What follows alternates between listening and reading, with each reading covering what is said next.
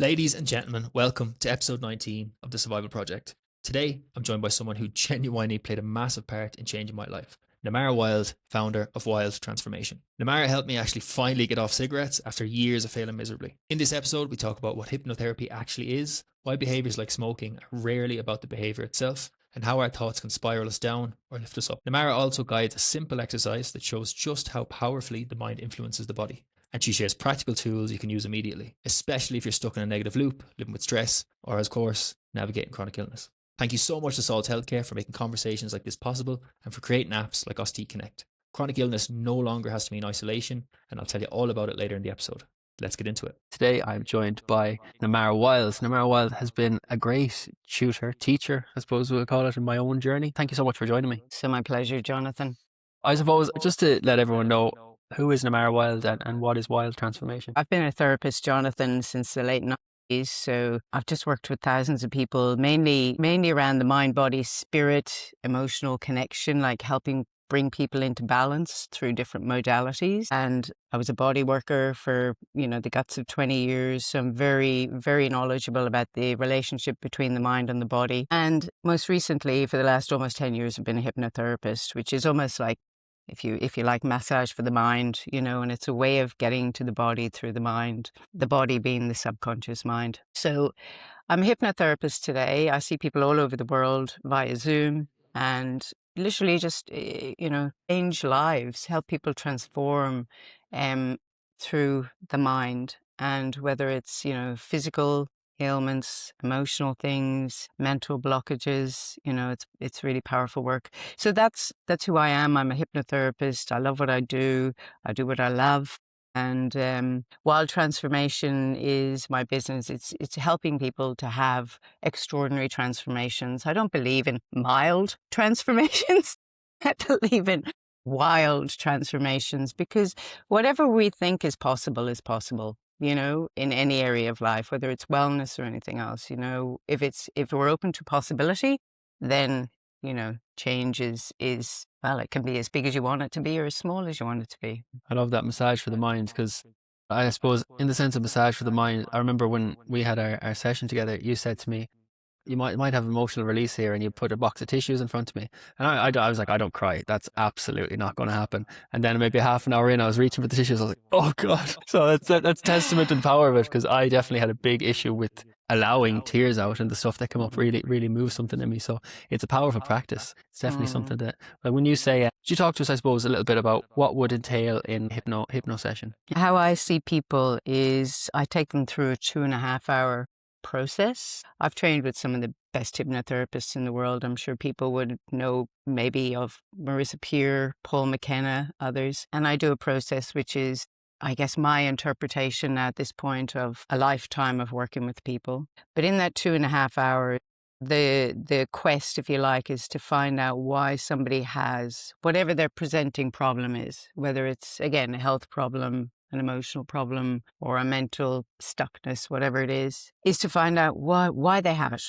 Because everything has a purpose, everything has a reason. There's nothing that we do, there's no behavior that we do that's random. Everything is coming from somewhere. So we want to find out what's the root cause and the reason. And so to get there, I will put somebody in deep relaxation. Hypnosis is nothing more than deep relaxation with a goal in mind, and the goal is generally to set them free from whatever's holding them back. So in that time frame, we find out the root cause, the moments where they decided something about themselves, or made meaning about something that was going on, or made a belief about something that's going on. And I should reference that we're really talking about the first few years of life here, from last trimester of being in the womb up until about 7 or 8. The mind's in hypnosis then, so we're just downloading information from the environment. And we want to find out, well, like in your case, Jonathan, why were you smoking? Because let's say, for example, smoking is never about smoking. It's about what the smoking does for you, or maybe what the smoking is repressing or holding down or holding in. And so we find out the why, and then we do work to upgrade those parts of you from the past to the present. And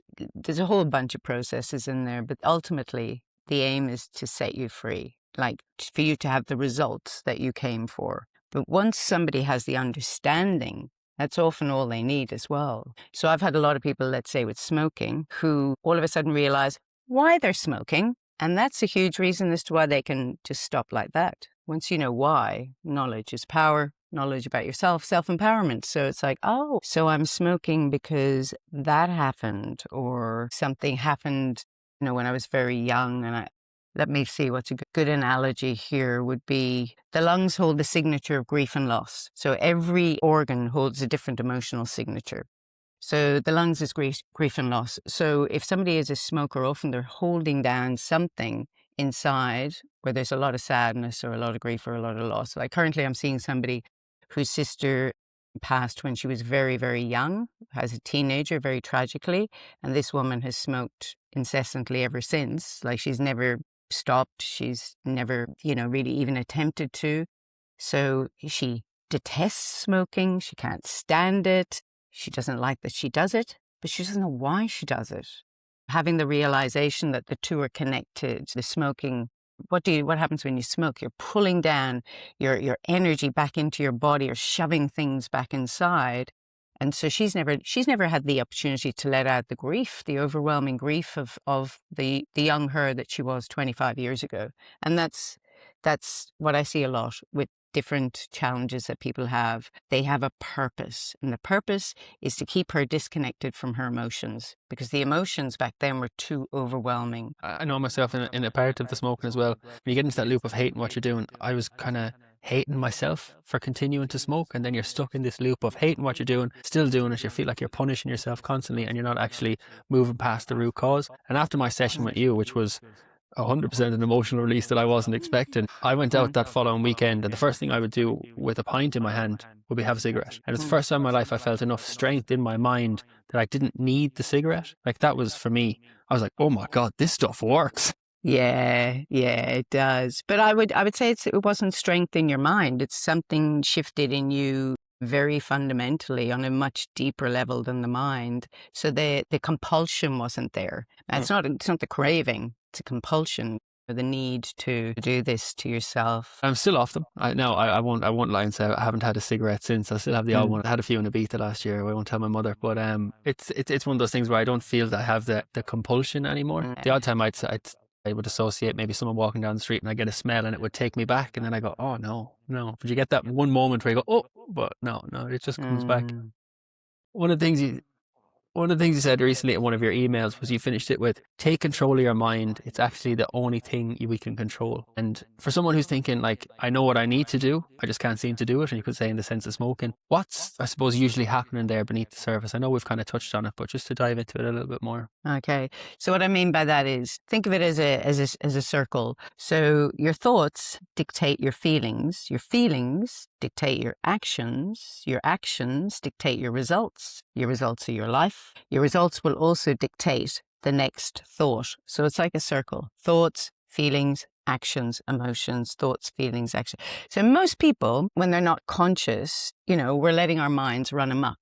The mind is running off on all the fears, the worries, the things that have happened, worry about the future, regret about the past. Most people, we're not present. We're not truly present here and now. And so when we're not present, we're either future focused, often not positively, and past focused. So when we're focused on the things that we let's say we're in regret or distress about, how are we going to feel? Like we're thinking about, I should have done that, or I'm no good at this, or, I'm useless, I can't give up cigarettes, or whatever it is. I mean, I don't like them, I can't stop, right? Then how are you going to feel? You're going to feel like crap. You're not going to feel good about yourself. You're going to feel like crap. You're going to feel down. You're going to feel maybe a bit depressed. From there, what sort of action are you going to take in your life? None? Or crappy feeling, crappy action? When you get crappy action or no action, you're going to get crappy results. Crappy results is going to lead to not thinking great thoughts again. So most people are spiraling like this. So if you're not in control of your mind, if you're not in control of your thinking, your thoughts, your feeling, your actions, everything is spiraling downwards. And that's very easy for the mind to do, because the mind is wired to be more in fear than to be in joy, because it's a survival mind. And so we're going down that looping spiral, right? And then we're trying to claw our way out. Very tricky. If you can take control of your mind, though, if you can literally realize like, wow, I'm causing all of this, and I'm causing it from my thinking, then in relation to you with the smoking, you could say something more effective to yourself, like past you could say, okay, I'm choosing not to smoke today. Just today, I'm choosing not to smoke today. I'm choosing to feel really good about that. And just, just even that, as I say those words, all of a sudden I feel better about myself. And then I'm going to take better action. Well, I chose not to. I'm going to stick with that. That's good. Now I'm taking different action, which means I'm doing other things. I'm not doing the smoking. And then I get a different result. At the end of the day, when I haven't smoked and I'm feeling good about myself, the next thought is, wow, okay.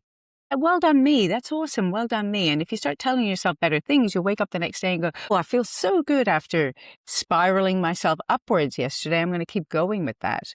So when you have a effective thought, you feel effective feelings, you feel better. You take effective action, you get effective results. And that's in every area of life. So maybe if people think of it this way, you want to be using your thoughts to spiral your life upwards, not downwards. Take control of the thinking. But that's tricky until you learn how to do that and you learn like some basic rules of the mind and you know like why it works. And if for someone who's say maybe caught in, a lot of people that would listen to this would be caught in, I suppose, negative loops of thought processes because of lived experience of chronic illness and different things going on in life. Yeah. If you're kind of trapped in this loop of the negativity, what's kind of good advice you'd say to kind of break that sudden loop and try and move into more like a gratitude or a positive kind of note? Yeah, really good question. I myself struggled with depression and anxiety for 30 years. Just in case people think, I'm just talking from a book here. I'm talking from life. I'm talking from my lived experience. And a huge reason that I struggled in anxiety, depression was my own, background, my own childhood experiences, but also I had unwellness in my 20s, which contributed to that as well, which funnily enough were also bowel issues. So, how do you get out of that? So first of all, you realize, well, can we just do a quick demo? Can we show people the power of their mind? Because that might really help. So if you're listening to this right now, and same for you, Jonathan, just take a breath. And just for a moment, close your eyes. Perfect. And I want you to imagine that I'm handing you right now half a juicy lemon. I'm handing you a half a juicy lemon. And as that lemon comes towards you, you can see the oils glistening in the yellow skin. You can see the waxy flesh. You can see the juice oozing from the flesh and dripping from the flesh. And as it gets closer, you can smell that sour, bitter, lemony smell. And now I want you to take that lemon from me, that half lemon, pop it in your mouth and literally use your jaw to chew on that lemon. Use your jaw, chew on that lemon, chew on that lemon, chew on that lemon, chew on that lemon. That's right. The oils burst from the skin, the juice oozes from the flesh. You can taste that sour, bitter, lemony taste all through your mouth. And Jonathan, just let me know, with a nod again, if your mouth is already starting to produce saliva. Perfect. Okay, everybody come back. So this is called the lemon test, right? And I love it. And I teach it to every person I see. Why? Because it's telling us and showing us a couple of things about the mind, which are just fundamental for us to know and are empowering for us to know, which is, in that test, there's no lemon. What your mind is responding to is my words and the pictures that my words are creating, right? So your mind is responding to words and pictures. Again, there's no lemon. Every time I do that test, my mouth produces, like I've saliva in my mouth right now because I'm telling my mind about the lemon and the mind just goes, oh, here we go again. But the body produces saliva. So the minute the body produces saliva, that's telling us what the mind says yes to, the body says yes to. It's also telling us something else, that the mind responds to the pictures and the words, whether they're real, whether they're imagined, whether they're true or false. Get the point? It's like it doesn't have to be real for the mind to believe it. It doesn't have to be present for the mind to believe it. But the body believes what the mind believes. Think of the body as a subconscious mind. And the body just believes what you tell it consciously, meditatively.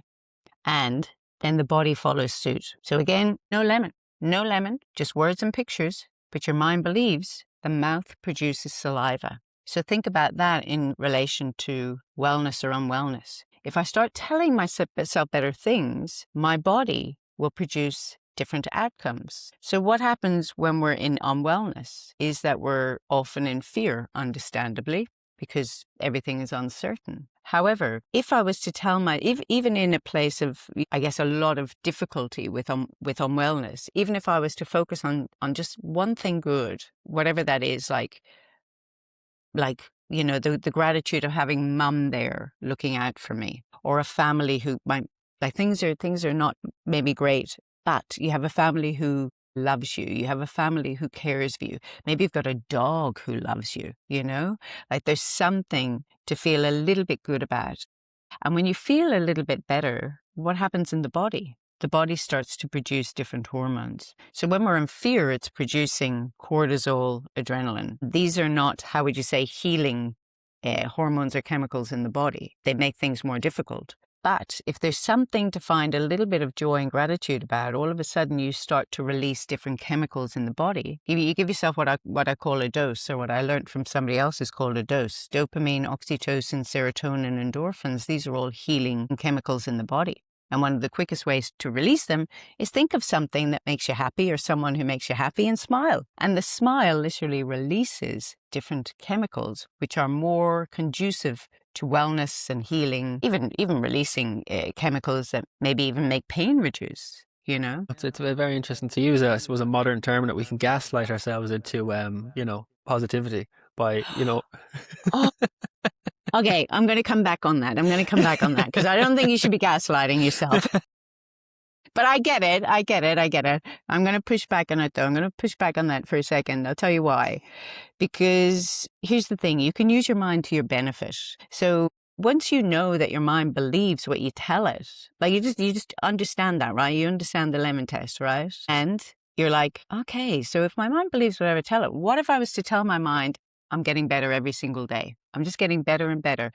My body is managing this situation better and better and better every single day. My body is adapting to this better, in a more effective way every single day. And I was just to tell myself something, just even inch towards something that feels a little bit better. And the body goes, right, I'm adapting to this because my body believes it. Yep, what the mind says yes to, the body says yes to. And so we'll maybe talk about it in a very specific situation at some point, but you can tell yourself better things so that you feel better. And I'm not a big fan of positivity just for the sake of positivity, because I think that's a stretch for too many people. But I am a fan of accuracy and effectiveness. So if you were to tell yourself something effective, like, okay, the doctors are doing the best that they can. They're skilled at what they do. They're helping me, like just even that, right? Or my family are here supporting me, or, my dog gives me a lick or a cuddle every time I feel a bit low, like just something. And you start to release, or you think about, if you were to think about somebody in your life, Jonathan, right now, think of somebody in your life right now who just the thought of them makes you smile. I know who you can think of right now. So think of that person, right? Okay, and there you are, you're smiling, right, as you think about that person. And the minute you smile, your body starts to release different chemicals. Again, it's dopamine, oxytocin, serotonin, endorphins. You're having the thought of that person, you're smiling. And all of a sudden, you're releasing a flood of healing chemicals through your body. And then your body is going to cope with what's going on in your body so much better. And you're not having this, release of the chemicals that make things worse. British Medical Journal did a study many years ago to show that the effect of one smile on your system. And one smile gives the human being the same feeling as winning specifically 16,000 UK pounds. One smile. One smile. So if you even think about that, one smile gives you the feeling of being a winner of that amount of money. And you can give that to yourself. You can give yourself a lottery win 1 million times a day by just smiling, which means releasing those chemicals that are healthy and healing, help you mentally, but also help you physically. I hope that's helpful. Yeah, because, yeah. Definitely. And it sounds a bit like, I suppose, if you are in that hole that you find it hard to get out of, I suppose it's kind of fake it till you make it sort of thing. To practice, I suppose, makes perfect. And forcing yourself to do the smile the first time, I suppose you might feel a little bit ridiculous, because I know I have tried this before myself in a very depressive state. I nearly laughed at myself in the mirror being like, I feel terrible, and here I am trying to smile in the mirror. But it did bring that serotonin, because I did actually bring a laugh to me. So I think definitely it's an amazing practice. They say the secret to happiness is under your nose, and if you go to any, especially if you go to a Buddhist temple or or a Buddhist country, for example, people smile a lot. Like people, they don't have much, but they smile a lot. These monks, they always smile. And as I say that, I'm remembering going to something years ago and they had smile written up everywhere. And it was a time in my life when I definitely wasn't smiling. I didn't even know how to smile. I used to not even smile with teeth. There's two phases of my life. There's a phase pre-smiling and post-smiling. And pre-smiling is up until the age of 40 when all my smiles were like, that does not give you the same effect. When you smile, you got to smile with teeth. Yeah. And when you smile with teeth, it's like your whole face lights up. It's like all the chemicals. We've got to think of dopamine, oxytocin, serotonin, endorphins, these powerful healing chemicals. They're all inside us. They're waiting to be used. And when we can switch them on, they're powerful and they're healing. And again, not just physically, but mentally. And so yes, fake it till you make it. But just do it once. If it makes you laugh the way it did with you, job done. Because you've triggered the release of something. You've triggered the release of something. And look, I get it. When we're not well and we're not feeling well, smiling just is like you want to maybe punch the person who even suggests you smile. I've been there many times when I was younger, so I might have a good comeback to that. But, being older, learning about the mind, learning about the effects it's had on me to learn to smile. And thank God that somebody taught me at some point in my life. It's my secret weapon. It's my weapon to wellness, Your smile is your sword. It's your sword to cut through all the difficulties, the challenges in your life. Yeah, I think the power of a smile is definitely an underestimated or undervalued thing to bring into the world, because only recently, just randomly, a woman smiled at me in the street. Just big beam. I thought I knew her. She gave me such a smile. I thought, oh my God. And it made me smile afterwards. I don't know. It added that sense of happiness. Whereas I feel we're all so busy. We're nearly scowling at each other in the street now. We nearly don't acknowledge each other. But I was so taken aback by the big smile she gave me. I walked away with like, oh, maybe I'll smile at someone else. Yeah, because it's infectious. Yeah. Smiles are infectious. It's like yawns. If you and I start yawning now, we'll set each other off, right? But it's the same with smiling. Smiles are infectious. They're contagious. And again, they're a secret weapon that we have to change what's going on in us and to change what's going on in others. It's why we love babies. Babies just smile chronically. And the minute you smile, you see their smile, you're smiling back. You feel good. You feel better. You feel happier. All of the above. But again, it's a challenge. There's probably people listening to this who feel really, really down in themselves. And the thought of smiling, is actually annoying and it's upsetting perhaps. And what have I got to smile about? And maybe that's the question. What do you have to smile about? And who in your life could bring a smile to you, whether it's, a sibling just having had your first niece or nephew, or again, animals are great to make us smile because they're so unconditional in their loving. One of the best things I ever learned from amazing Tony Robbins, what's wrong is always available, but so is what's right. And there's our challenge when things are really low, is to find what's right, just to find what's right. And there's got to be something, even if it's minuscule. And for me, if I'm looking for sometimes what's right, I'm like, I can see. I've got 10 of these. I've got 10 toes. I can walk. Yes, today I'm very, very well. So I focus on the things that are really good about me being well. I have hair on my head. Bonus, So we find what's right. Or indeed, if there's one person or one animal in your life who truly loves you unconditionally, that's what's right. And that's to tap into. But again, challenging. Yeah. I definitely find myself is when you're trying to do those practices to say, okay, what do I have to smile about? But you're using your mind to do the practices, it kind of be hard. You keep getting in your own way. Whereas if you use maybe a sheet of paper, put it down in front of you and get them out of your mind, because I feel, we can go down rabbit holes and trails of thoughts and actually lose focus of where we need to go. For someone who's looking for, I suppose, maybe a tangible practice they can incorporate into their everyday, is there any kind of, what routes would you kind of advise them to go? I think the most powerful part of the day is the morning. Because how you set your morning up is how your day is going to flow. Depending, it's going to be different for everybody. But if you can walk, if you're still somebody who can get out and walk, I often teach people what I call the power walk, where you just get out. Even if you could walk out an open window and just get some fresh air, just walk on the spot. You can just do it. But just here's the power of it: power walk. You're moving. You're going to focus your mind on specific things. So part one is you activate your body and you do breathing in and out, 4 and 4. It activates your metabolism, wakes you up. wakes you up in every way. Plus you're doing it while you're walking, so you're moving. Next step, focus your mind on everything in your life that's good. So again, I just focus on 10 of these, 2 of these, 2 of these. I can hear, I've got a mouth, I can smile, I can see, wherever I'm walking, it's brilliant. Like I focus on all that. And then I'd focus on who loves me in my life, on who I love. I focus on the fact that I got to eat yesterday, the fact that I will likely get to eat today. I focus on the fact that I have a roof over my head. I just focus on the fundamental basics, the things that most people will take for granted, because we do take a lot for granted today. So I focus on the very simple things. I focus on a blooming flower, a buzzing bee, anything to be grateful for. And then the third part is I be grateful for what I want to achieve in my life right now. So seeing as our audience is probably people who are in states of unwellness, I would focus on seeing myself well. Even if that seems like a fantasy, allow your mind to go there, because your mind is so powerful. Whatever you focus on, it moves towards. So if you can see an image of yourself well, or even, 10% better than you are now, or 20% better than you are now, or managing your situations like really well, that your quality of life is good and it's awesome, and you're feeling just feeling a sense of wellness in yourself, physically, mentally, emotionally, whatever you can see. But imagine more than you are now. And imagine it to the point where it's a little bit fantasy. Absolutely. A little bit fantasy. Because the mind, there's no limitation in the mind. There's no limitation in the body. But there's a limitation in the conscious mind about what we think is possible and not possible. So when I'm in that third part of my walk, I'm dreaming my life how I want it to be. And I'm seeing it in full Technicolor, like it's an IMAX screen.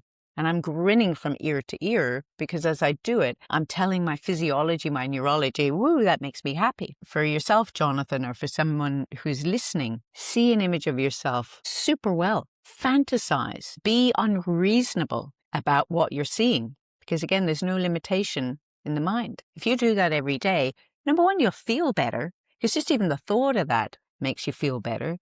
And there'll be resistance that comes up. But smile into the resistance, laugh at the resistance, whatever works for you, or even feel the emotions that come up and actually acknowledge them. If there's a lot of sadness, if there's a lot of upset, let it flow, let it come to the best of your ability and release it. And then maybe there's a little crack of allowing in another possibility. But the mind is so wired to move towards what we see in our own minds and what we tell ourselves. And that's really important. So we always have to tell ourselves better than our current circumstances, whether that's physical, mental, emotional, the body or outside the body. We always have to see more than what is. Because if we just look at what is, then you're just going to stay stuck at what is. Okay. It's like, if somebody has an idea for a business and they just sit there thinking about the idea for a business and think, that's never going to happen for me. No. But if they could imagine beyond themselves and see themselves doing it, functioning in it, being successful, then they will start to move towards that, because your mind is wired to move towards what you see in your imagination and what you tell yourself. So, yeah.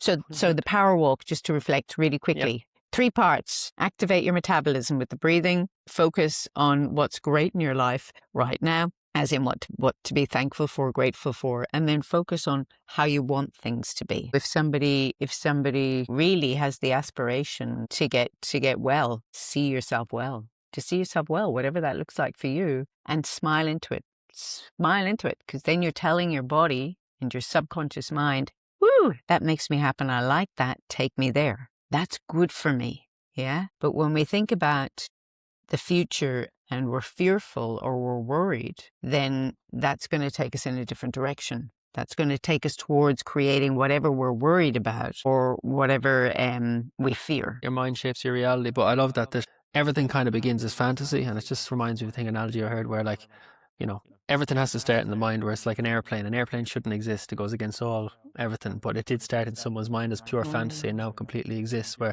you kind of have to dream of these things to give yourself an idea, or else how could you ever possibly see that future? So it's a great way of perceiving it, yeah. Yeah. Just for a moment, I want to take a break from the pod to speak to you about Ostique Connect from Salts Healthcare. One of the hardest things about living with a stoma or living with IBD can be the isolation that comes with it. I know from my own experience, chronic illness can be a very lonely place. I've been very vocal about the effect it had on me in my teenage years and how my actual fear of getting a stoma and living life with a bag nearly ended up me not being here today. If I'd had a way to connect with other people who were living with IBD or they were living with a stoma, I could have learned from their lived experience. It would have eased so much the fear of what I was going through. Connecting and learning from another is exactly why I started this podcast, which is why I want to tell you about Ostique Connect by Salts. It's the first ever peer-to-peer support app for people who are managing gut health conditions. So whether you have a stoma now, maybe you'll have one in the future, or you've had one in the past, Ostique Connect has a bespoke algorithm that helps you meet people from all over the world. People who've been on a similar journey to your own. So through the app, you can make supportive connections and you can have one-to-one conversations. It also gives you the chance to join forums and connect with a larger group of people. You can ask and you can answer any questions that arise. It's a great place to provide support in a safe space. And there's also helpful blogs and there's podcast episodes too. Ostique Connect by Salts is available to download via the Apple App Store and Google Play. So if you want to check it out, click the links in the episode description or simply search Ostique Connect. Thanks for listening. Let's get back to the episode. When we talk about the subconscious, how does the subconscious protect us without us realizing? And then how does that kind of protection turn into limitation? So I suppose what I'm trying to ask is, how do we kind of break free from these limiting thoughts? Okay. So the first thing that would be really helpful for people to know is your mind has one job, only one job. It's to keep you alive. It's not to keep you happy. It's not to keep you joyful. It's to keep you alive. So, good for us all to remember that we have a primal mind. Its job is to keep us alive. We don't live in a primal world now, but we still have a primal mind and a primal body. So your mind is constantly, based on the information it's given, attempting to keep you here and keep you alive. And to do that, it's working off the information that you've already gathered in your life and whatever is happening in your environment. So it's always protecting you from whatever it is. Like if I walk down the street in Dublin tomorrow, for example, and double-decker bus is coming towards me, my mind, its job is to get me out of that and keep me safe, keep me alive, right, as quick as possible. So that's your nervous system, your mind, all of it working together. What's happening today, though, is that we don't have as many real threats meeting us day to day. So the threats are often, they're imagined. The threat's tax. The threat is, health and wellness. The threat is splitting up in a relationship. The threat is, maybe someone's anger, who you're close to. So, but a lot of the threats are imagined. We're giving a lot of attention in our minds to things that have happened in the past, even if the past is yesterday or 10 years ago or 20 years ago. And we're giving a lot of worry to the future. We're not trusting our future or even trusting ourselves to create a great future. We're often in fear or worry. And so that fear or worry is what's rolling around in our heads all the time. And how is the body reacted? The body, what the mind says yes to, the body says yes to. So, like, if you're constantly in fear, worry, or regret about the past or worry about the future, you're constantly in states where you're releasing cortisol, adrenaline, and then from there, you're trying to make good choices in your life. That's really tricky. So it's not that the mind is sabotaging us. The mind's doing its job.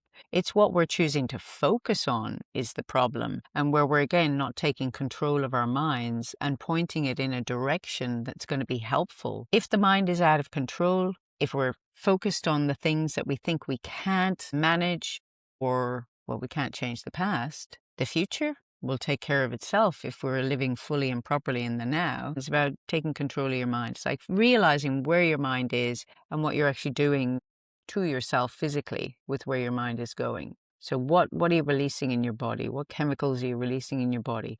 So the mind's not sabotaging us. The mind's doing its job. We're just not focusing our mind somewhere that's helpful. Think about the first 7 years of your life. And the first 7 years of your life, you're like this. You're like a blank piece of paper, right? Not quite blank, but you get the point. A blank piece of paper. And you're downloading information from the environment for those first 7 years. You're in hypnosis. Your mind is in hypnosis and it's just downloading. The information that you download in your home environment with the people, the parents, your family, the people that you're closest to, your school, etc., whatever you're downloading is becoming your worldview, is becoming your understanding of life. And if your first few years, for whatever reason, didn't feel safe, then at this point in your life, it doesn't matter about wellness or unwellness, this point in your life, your modus operandi might be that you just constantly feel unsafe in the world, like I did. Like for a good 30 years, I didn't feel safe in myself, in the world, etc. Hence the anxiety and fear and depression, right? So that's coming from the past. So the past is dictating my present, which is then dictating my future. If a child grows up in an environment where they do feel safe, where their nervous system can be calm and relaxed through most of their childhood, they go out into the world with a totally different kind of understanding. They expect people to like them and love them. They expect opportunities to come their way. They expect things to go well from them. If they grew up in an environment where money was their needs were met financially, they'll go out into the world and have that expectation because their belief is things always work out for me. Everything I need is always available to me. So somebody like that will go out into the world and they're far from sabotaging themselves. They have an expectation of things working out really well, and they will work out well because we are run by our beliefs, and our beliefs are made in those first 7 years. So if somebody is dealing with unwellness right now, and let's say they know that their first, 7 years of life, 8 years were quite challenging and tricky, they may be dealing now with that unwellness. Their ability to deal with the unwellness is going to be, if you like, harder than someone whose needs were met really well in those first few years because of the beliefs that they have. The child needs their fundamental needs to be met, which is the need for love, safety, protection, significance. If those fundamental needs are not met, then we can have a skewed view of ourselves and a skewed view of what's available for us in the world, what's possible for us, or indeed what the world even is actually like. Yeah? If the needs are well met, and nobody is perfect and no situation is perfect, but then even later on in life dealing with unwellness, you're going to have more internal resources to deal with that and better beliefs that, hey, well, things work out for me. I'll get through this. I'll figure it out. I'll attract the right support. I'll attract the right people to help me. And they may just have a more optimistic view because of their first few years of things working out well for them. Whereas somebody who's grown up in a difficult environment may have a more, unfortunately, negative perspective of what's possible. So I think all those things come into play as well. And if you grew up feeling very helpless and hopeless in childhood, at this point in someone's life, when someone's unwell, you can feel very helpless and hopeless as an adult dealing with, or a teen or whoever dealing with unwellness, of course. So all of that's going to impact. But I want to leave a positive here and an effective. So if you know that my early days were challenging, if you know that, then know that these might be the things that are working against you a little bit. But just even the knowing is, okay, so just because I was vulnerable then doesn't mean I'm as vulnerable now. Just because there was feelings of hopelessness or helplessness then. No, today is a different day. I'm in a different time. I'm an adult. I'm not hopeless or helpless. I know where those feelings are coming from, but they're not current. They're not to do it now. And as I look out at the sea of people here to help me, I know that I'm in good hands. So sometimes you've got to that the feelings that you're feeling now are not from the now. They're from the past. They're from the past. And when I work with people, I'm upgrading them from the past to the present. Yeah, when I'm working with people, I always see like let's say when I work with you, Jonathan, what I see when you come to me is I see a little boy inside a grown man. And it's the little boy who's running the show emotionally. And the little boy is running the show from whatever he learned in those first 7 years of life. And my job then is, when I take somebody through a session, is to, apart from doing the work, we can't change anything that happened in the past, but we can change the meaning that you made. We can upgrade the meaning, we can upgrade the beliefs, etc. But also it's to upgrade that child. I think you're like these are 90s kid. Yeah. Yeah, early 90s, Yeah. So to upgrade that younger you from the 90s to 2025, let's say, so that you're being run by the emotions of a man. And all of a sudden, okay, nothing has changed necessarily in this 2 hours in relation to your current medical situation. But what has changed because of that work is that you're dealing with your current situation now with the emotions of a grown man. You're emotionally in the world that you've created today. You're not emotionally stuck back in the Being run by a child's emotions is not going to be helpful with what you're dealing with today. For someone who has probably had a tough childhood where they're thinking back, there was a lot of maybe little traumatic moments that may have come up. They're now as an adult and they feel that maybe subconsciously, whether they're not conscious of it, that a lot of these things are kind of ruling their own reaction. What advice would you give to them? Would you say to them, right, it's time to take a step back, maybe book an appointment with someone who can help you, like a hypnotherapist? Or is there something that they could maybe start as a practice at home to maybe get some movement and try and move past that early childhood trauma? Both are good. It's always good to get outside help. I think a really good practice is to get things out of you. So if you know that things have been tricky and challenging from the get-go, then write them out. And I even just in bullet points or just lists, like just get things out of you, and particularly get at the things that you know have still impacted you today, like things you really remember really strongly. I remember things from my childhood, and that I know it would seem silly now, but I know had a really massive impact on me emotionally at the time. And so just even writing out those memories or the impact of those memories, the physicality of getting it out of you is really good. And then I often like to, if you like, burn those things, because burning is transformative. Just, change them from one state to another, release them. Another is speaking them out, but not necessarily to someone, but speaking them out as you're walking. I do often teach a thing to my clients, which I call a bog walk, from my time living in Ireland in Connemara. So in the bog is a great place to walk and get things out of you, because you can see people coming. There's no trees, right? So if you need to cool down and be quiet, you can. So I'll get people, if there's things that they know they're still angry about, or they're still resentful about, or they're, and they have a right. A lot of anger is righteous anger. But we don't want it inside of us, because when things are left inside of us, they will hurt us physically and emotionally, right? So we want to get them out. Think of it like the genie in the bottle. Once you get it out, it's out. So I will suggest to a lot of clients, just go for a walk on a dirty day. Dirtier the better. If you can walk, or, if you have that privilege, then get out, speak out, shout out, spit out, snot out, get it out. Say the things that need to be out of your mind. Because what happens with most of us, particularly with our thinking, is we can get caught in thought loops, and we're just replaying the same old stuff over and over and over. But when you speak it out, when you spit it out, when you get it out and you let the elements take it, again, it's out of you. And I often would get people to keep going until they feel spent, like they feel like there's nothing more to give, to get out in this moment, like they're done, it's out. And that is very relieving, very, very relieving. It's relieving physically, mentally, emotionally.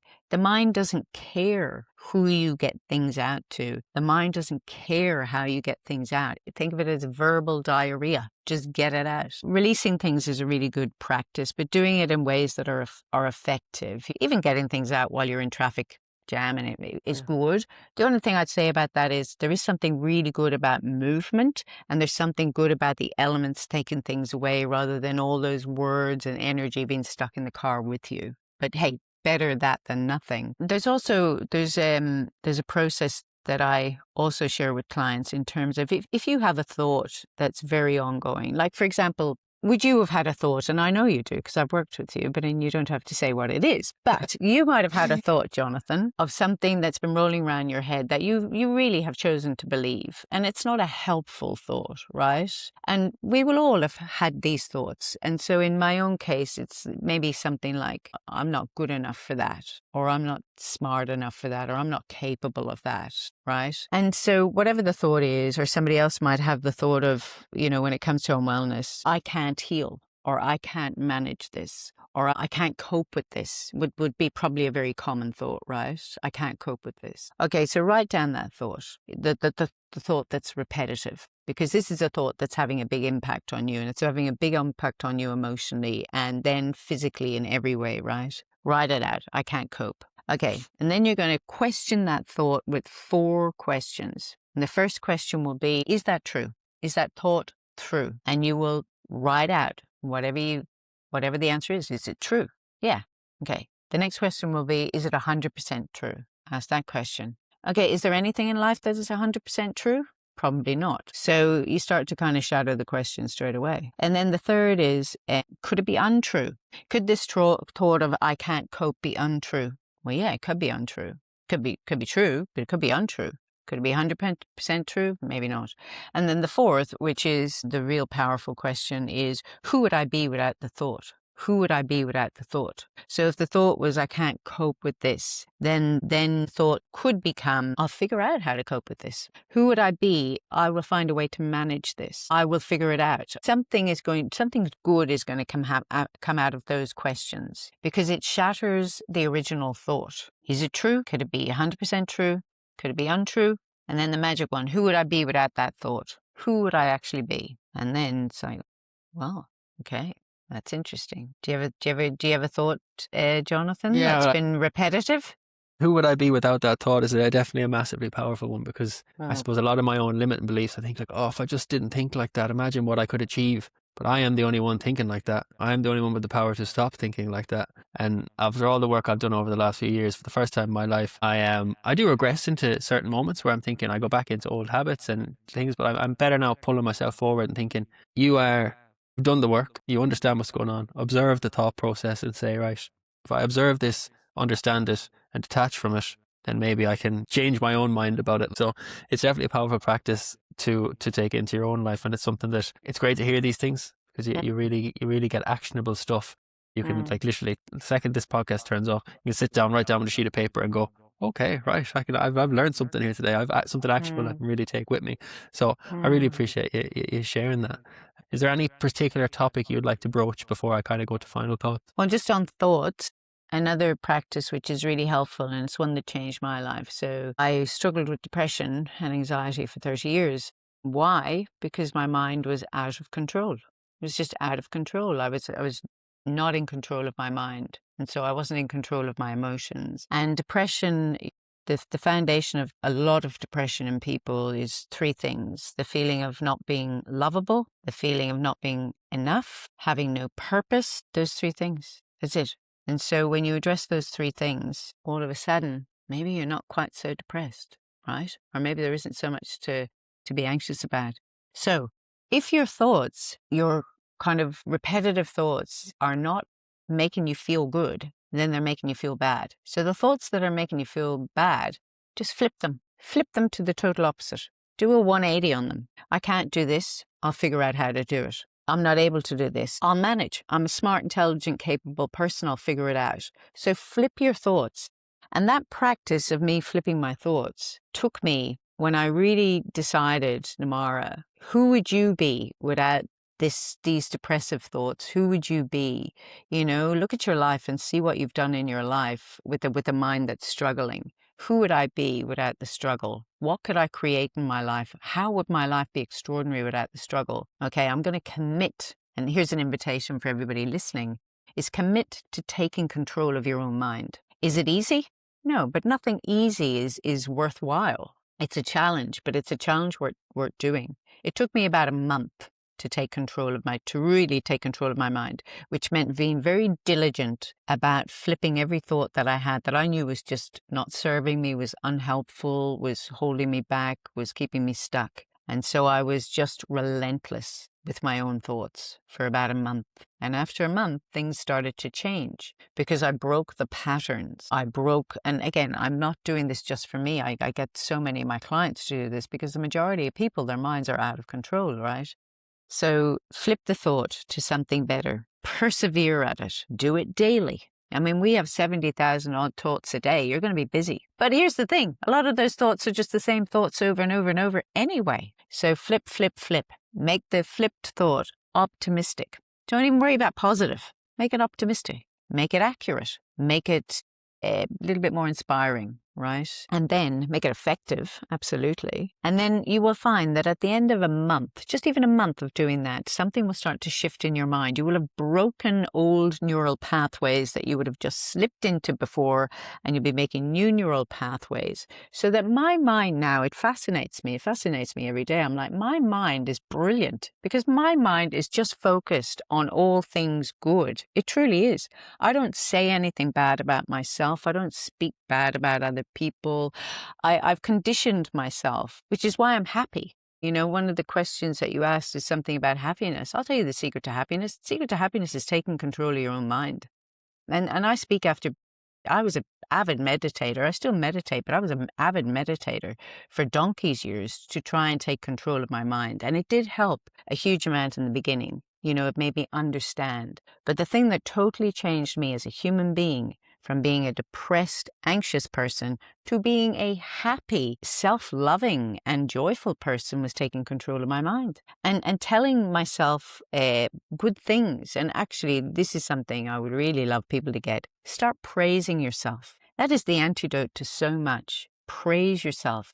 Because we're so good at criticizing ourselves and putting ourselves down and telling ourselves what we can't do and what we're not capable of. Praise yourself for everything you do in your life. Praise yourself, Jonathan, for being a good son. Praise yourself for being a great brother. Praise yourself for being an inspiration to other people through the work that you're doing now. Praise yourself, for running your own business the way that you did all those years. Praise yourself in every area of your life.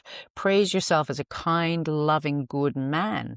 I mean, especially men get put down so much. Praise yourself as a good man, because you are a good man. You're all heart. You're all love. Remember, tell yourself every day, I'm a good man. I'm a good man. Just even those words make you feel like a good man, right? So the most important words you will ever say to yourself, you will ever hear in your life, are the words you say to yourself. Use your own words wisely. Tell yourself good things. Even if you're feeling really unwell in illness right now, find something to praise yourself. I got up this morning. Well done me. I'm still going. Well done me. Small little morsels of praise become more praise. The mind loves it. The body loves it. You start to feel more confident, more capable, more able. You start to kind of feel more hopeful. Self-praise and flipping those unhelpful, unhealthy thoughts to something more effective. Those two things will change anyone's life for the better. Those two things. And even in a state of unwellness, if you're smiling more, if you're releasing more of the happy hormones, think every day I'm going to give myself a dose. Dopamine, oxytocin, serotonin, endorphins. How can I give myself a dose of good chemicals? They're all inside me, just waiting to be used. Okay, step one, I'll just smile. I'll just smile and release them. I'll smile at somebody else. It'll make me smile back more. Tell yourself good things. Tell yourself, wow, I'm a good person. I'm a decent human being. I am a lovely woman. I'm a good man, whatever it is. And then tell yourself, I can deal with this. I'll find a way. I'm going to make this better. I'm going to keep going to make this better. Just tell yourself good things about yourself. Tell yourself praise will make you blossom and bloom. It doesn't matter where you are right now. Praise, self-praise will make you blossom and bloom. The mind doesn't care who praises you. You see, you could praise me right now and I could praise you. And it's nice, and I want you to let it in. Like, I can say to you, God, you're a good man, Jonathan. You're a really good man. Like, I really, really am inspired by you. You're a good man, right? Let it in. Just make it a habit. Let it in. Let in the praise. But I could have an ulterior motive, which would be, oh, you're so good, Jonathan. So, would you mind taking this stack of paperwork for the weekend and do all of that? Like, good on you. Yeah, you're great. You're great. But when you praise yourself, there's no ulterior motive. You just put yourself up. You start to blossom and bloom like a child. If you praise a child, they will blossom and bloom. They'll be confident. They'll be self-secure, all of that. If you criticize a child, you wither their spirit. So as you criticize or say negative things to yourself about yourself, you're withering your own spirit. As you praise yourself, I praise myself for choosing to eat well. I'm like, well done you, Nemara. That's a smart choice for your food. Good on you. Good on you. Well done you. Excellent work with that client. Well done you. Oh, you could have done this better. Oh, I'll do it better next time. Yeah, I feel great. I learned from that. Well done me. So put yourself up, put yourself up, put yourself up. You will feel better. You will release better hormones in the body. Your body will cope with the current situation better, or indeed will start to move in a direction that's maybe towards more wellness. But yeah, really think about your mind. You've got two paths that we can go down with the mind. Two train tracks, right? You can get on the train that's going to really seal the deal of everything going not the way you want. What you focus on, you move towards. If you see yourself getting worse and worse and worse in relation to wellness, that's what we're creating. We're going to create more of that. And once you get on that train and everything on that train is focused towards things not going well, how do you get off that train? You can get off. You can get off at the next stop, you can get on another train, come back to start, and then you can get on a new train. And the new train is you seeing yourself with things going so much better. Seeing yourself with even 10% more wellness, 20%, 50%, whatever is right for you. But push it, push your mind to see more is possible. And then get on that train. Feel really good about being on that train because, hey, you're going towards 10% more wellness. Yeah, this is good. This is good. You're releasing all those good chemicals. So there's the path we get to choose. So every day when you get up, what train are you going to get on? What train of thought? Is it going to be the train taking you towards potential wellness, or is it going to be the train taking you towards more unwellness? And that's a choice that we get. Yeah, and like To I take. think it's you can either be your greatest ally, you can be your greatest enemy, and it's a lot of the time it's a lot easier to be our own enemies. It's a lot easier deep into the negative side of things. But as you said, with actionable plans like smiling at yourself, dose in the morning, putting things into place to give yourself the best tools to be your best ally as opposed to being your own enemy, and changing your mind to bring positivity into it to hopefully improve your overall health. And if it just starts with your mental health, the physical will hopefully follow afterwards. So it's beautiful to get that insight. Thank you very much. So welcome. Thanks for having me. It's been an absolute pleasure. I appreciate you taking the time. That was episode 19 of the Survival Project. If you enjoyed this episode, please share it with someone who needs it. I appreciate your support as always, and thanks again to Salt Healthcare for helping to make this possible. If you'd like to check out Osti Connect, you can do so by searching Osti Connect in the App Store or Google Play. I'll also drop links in the description. Thanks for tuning in. I'll be back next week with another brilliant insight into mindset with Moira Geary. I'll see you then.